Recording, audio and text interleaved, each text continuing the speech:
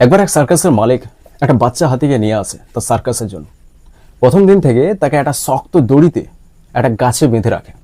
বাচ্চা হাতিটা বারবার চেষ্টা করে সেটাকে ছিঁড়ে বেরিয়ে যাওয়ার, কারণ বাচ্চার স্বভাব স্বাধীনভাবে থাকতে চায়। বারবার টানে, বারবার চেষ্টা করে, কিন্তু দড়িটা এতটাই শক্ত ছিল যে সে তার পক্ষে সম্ভব নয়। অনেকবার চেষ্টা করার পরেও ধীরে ধীরে সে চেষ্টা করাই বন্ধ করে দেয় এবং তার ব্রেনের মধ্যে সে এটা বিলিভ করতে শুরু করে যে এই দড়ি ছিঁড়ে বেরিয়ে যাওয়া তার দ্বারা সম্ভব নয়। বছর কেটে যায়, বাচ্চা হাতিটা বিশাল শক্তিশালী হাতিতে পরিণত হয়।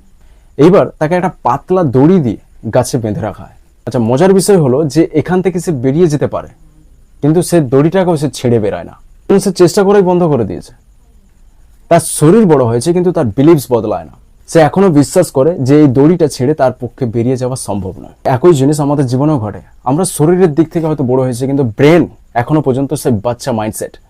তাই অনেকে বলতে শুনবে তোমার ব্রেনই তোমার সবচেয়ে বড় শত্রু, আবার সবচেয়ে বড় বন্ধু।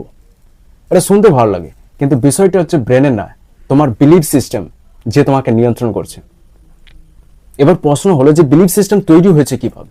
এই বিলিভ সিস্টেম তৈরি হয় ছোটবেলা থেকে।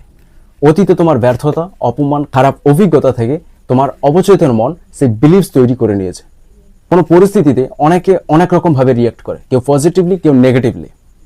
যে যেরকম এনভায়রনমেন্ট থেকে যেরকম শিখেছে সেই রকম বেস্টে সে তার পার্সপেক্টিভ শেয়ার করে। হয়তো অনেকে বলতে শুনবে যে আমাদের এটা সম্ভব নয়, এটা আমার দ্বারা হবে না, এটা আমার যোগ্য নয়।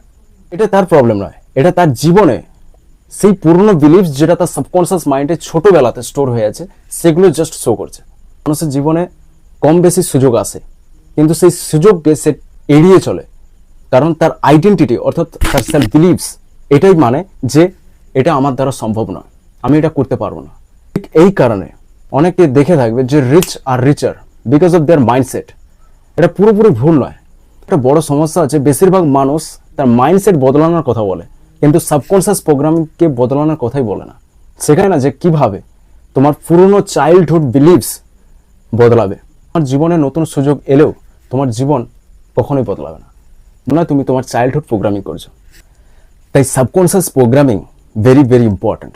তো আপকামিং নেক্সট 10 ভিডিওসে আই উইল শো ইউ কিভাবে তুমি তোমার সাবকনসিয়াস মাইন্ডকে প্রোগ্রাম করবে, otherwise you will stuck in your life.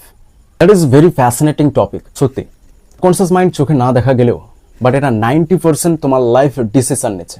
Unconsciously তুমি যে সমস্ত ডিসিশন নিচ্ছ তোমার সাবকনসিয়াস প্রোগ্রামিং এর কারণে।